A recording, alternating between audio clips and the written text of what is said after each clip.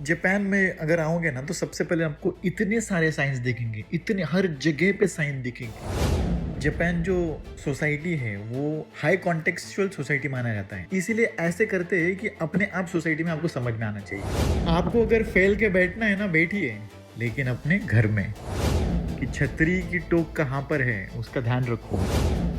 1964 में जब ओलंपिक्स आया था ना, तो जापान के पास पहली बार ये समस्या आई थी। जो सबसे बुरा तुम कर सकते हो जापान में आके, वो जरूरी नहीं है कि वो इलीगल चीज हो या इमोरल चीज हो। सबसे बुरी चीज उसे माना जाता है। तो कोई भी मूवी देख लो, कोई भी बुक पढ़ लो, कोई भी कुछ भी कंटेंट कंज्यूम कर लो, जापान कहीं ना कहीं आ ही जाता है। और उसके पीछे कारण ऐसा है कि जापान जो भी करता है इतना सोच समझ के करता है, उसके पीछे इतना लगन से करता है ना, कि वो अपने आप इतनी चीज अच्छी हो जाती है कि उसका जिक्र कहीं ना कहीं आ ही जाता है। तो इंटरेस्टिंग चीज बताऊंगा कि जापान में अगर आओगे ना तो सबसे पहले आपको इतने सारे साइंस दिखेंगे, इतने हर जगह पे साइन दिखेंगे, और इतने क्रिएटिव साइन रहते हैं, एकदम जैसे कि कोई आर्ट बनाया हुआ हो। और इसके पीछे कारण ऐसा है कि जापान जो सोसाइटी है वो हाई कॉन्टेक्सचुअल सोसाइटी माना जाता है। हाई कॉन्टेक्सचुअल सोसाइटी का मतलब ये होता है कि जिसमें आपको स्पेसिफिकली बताया नहीं जाएगा कि क्या करना है या क्या नहीं करना है। अपेक्षा की जाती है कि आप समझ जाओ और समझदारी से व्यवहार करो। तो उसे कहते हैं हाई कॉन्टेक्सचुअल सोसाइटी। क्योंकि Japan social harmony plus save your face की जो कंसेप्ट है, मतलब कि सामने वाले को शर्मिंदा नहीं होना चाहिए, किसी को शर्मिंदा मत करो।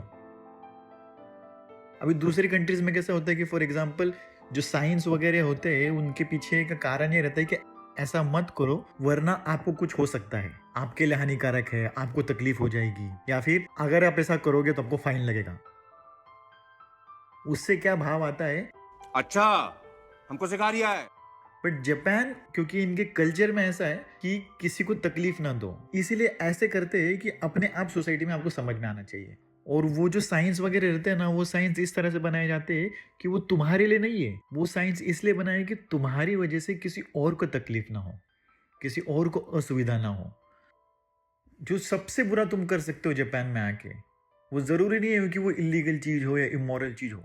सबसे बुरी चीज उसे माना जाता है जब तुम्हारी वजह से किसी और को तकलीफ हो। जापानीज में उसके लिए एक वर्ड है, 迷惑迷惑 to cause an inconvenience. ये जो छोटी छोटी चीजें हैं लोगों को कैसे बताएं, किस तरह से रहना है, किस तरह से बिहेव करना है, उसके पीछे बहुत सोच गई है। फॉर एग्जांपल टोक्यो मेट्रो का एक इंटरेस्टिंग है, 2008 में उन्होंने ये चालू किया था कि अभी ट्रेन स्टेशन में और ट्रेन में इतनी गर्दी रहती है और सब लोग अगर अच्छे से बिहेव नहीं करेंगे तो इनकन्वीनियंस बहुत लोगों को होगा। तो उन लोगों ने कैंपेन चालू किया था, उसमें कह रहे थे, ऐसे पोस्टर बनाए थे जिसमें कहा था कि ये करो लेकिन घर पे अपने। तो ये इंटरेस्टिंग तरह से ये बोल नहीं रहे कि अगर आप इस तरह से करोगे तो आपको फाइन लगेगा। उन्होंने ये कहा कि आपको अगर फैल के बैठना है ना, बैठिए, लेकिन अपने घर में। आपको अगर मेकअप करना है, आईलैशेस बदलने हैं, बदलो, लेकिन अपने घर में।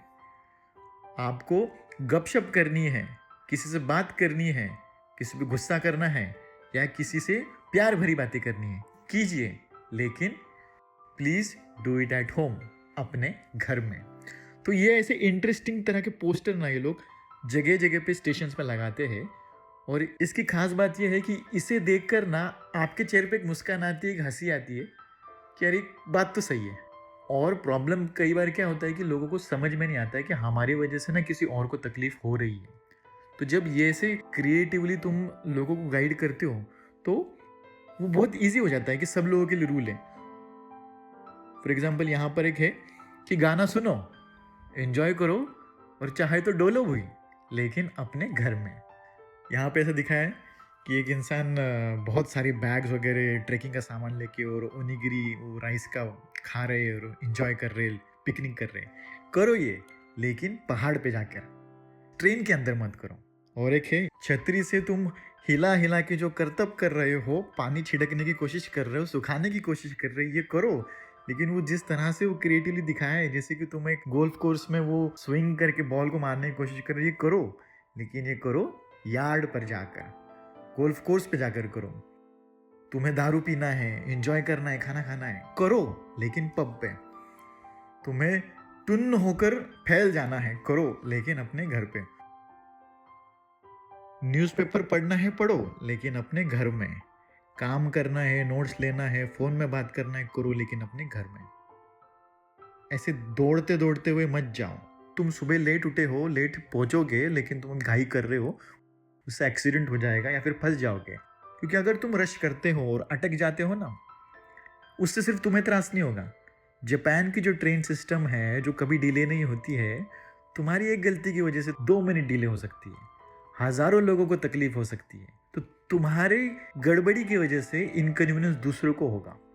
फिर एक ये दूसरा क्रिएटिव लिखा है कि अगर आपके पास सामान है तो उसे इंटरेस्टिंग रखो। और ये तो मुझे सबसे पसंद आया, ये कि छतरी की टोक कहाँ पर है उसका ध्यान रखो चलते वक्त। कई बार समझ में नहीं आता है, अपने हाथ में छतरी रहती, बारिश के टाइम रहता है, तो ध्यान रखो वो। तो इसे मैनर्स टाइम कहते हैं कि बी काइंड, और जो जिन्हें ज़्यादा ज़रूरत है, बुजुर्ग लोग हैं, उनको दीजिए। तो इस तरह से जब साइनेज दिया रहता है ना, आपको देखकर याद आ जाता है कि अरे अच्छा बिहेव करना है, ये सीट उन्हीं के लिए है। यहाँ पे एक दूसरा मैनर स्टैम्प है, ये स्टैम्प 11, ये बहुत ही अच्छा है कि बैठो, बट इतना भी फैल के मत बैठो कि जहाँ पे एक तीसरा बंदा बैठ सकता है उसकी जगह तुमने ले ली हो। अपने कोट को देखो, अपने पैरों को देखो, टांगों को फैलाकर नहीं बैठना है। Take kindness with you. बड़ा लगेज लेकर आप अगर जा रहे हो, आपका बैग आपके पीछे है, किसी के पैर पे चढ़ा रहे हो, किसी को धक्का लग रहा है, ध्यान रखो, डू नॉट रश। फिर ये दूसरा है, everyone can help make ride smoother.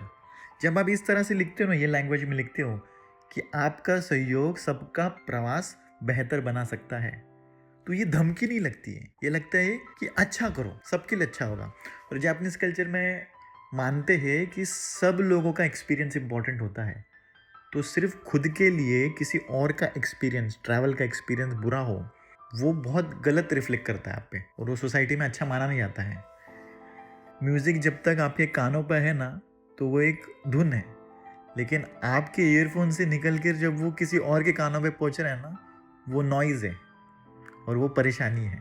जब तक आप अपने घर में बात कर रहे हो ना, कोई दिक्कत नहीं है, लेकिन आप जब ट्रेन में खड़े होकर बात कर रहे हो, बाकी लोगों को आपकी बातें सुननी पड़ रही है, उनका दिन कैसा बीता, कैसा नहीं बीता, आपकी खुसपुस है, वो नहीं सुनना है उन्हें।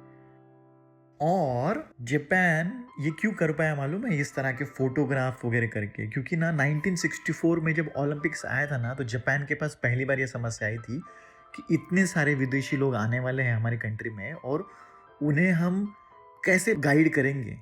तो वहाँ पे वो लोगों ने पिक्टोग्राम इन्वेंट किए ओलंपिक्स में, ताकि जिन्हें जापानीज नहीं भी समझ में आए, उन्हें सिर्फ चित्र देखकर समझ में आए कि यहाँ पे टॉयलेट है, यहाँ पे लेडीज़ टॉयलेट है, यहाँ पे जेंट्स टॉयलेट है। और वो अभी सारी दुनिया में यूज़ किया जाता है, वो जो पिक्टोग्राम्स है, साइंस है, हैंडीकैप का सिम्बॉल्स है। तो वो कैसी छोटी छोटी चीज़। और ये जो टोक्यो 20 का जो ओलंपिक हुआ था, उसमें एक एग्जीबिशन किया है कि कैसे वो पिक्टोग्राम को वो लोग ने डिज़ाइन किया और कैसे क्रिएटिव है। तो इसकी लिंक मैं डाल दूंगा, ये देख लेना आप।